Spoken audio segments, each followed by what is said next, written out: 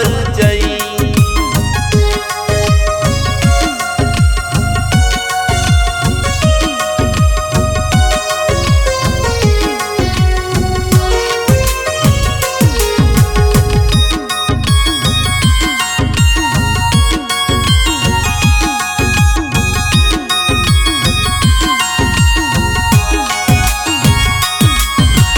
चाहे तू घूमल मथुरा चाहे तू काशी धाम हो, बुझल भल ही मक्का मदीना चाहे तू राजा राम हो। चाहे तू घूमल मथुरा चाहे तू काशी धाम हो, बुझल भल ही मक्का मदीना चाहे तू राजा राम हो।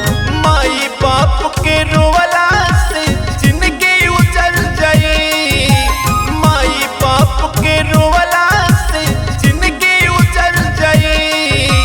भक्ति कर माई बाप के जिंदगी संवर जाई। ईश्वर अल्लाह के रूप सब एक जे नजर आई।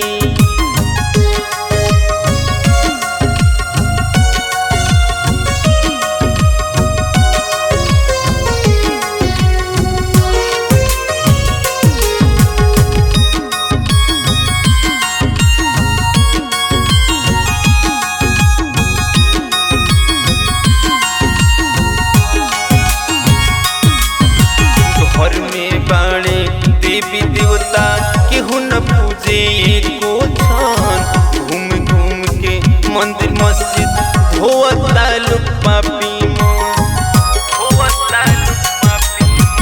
घर में बाणे देवी देवता केहू न पूजे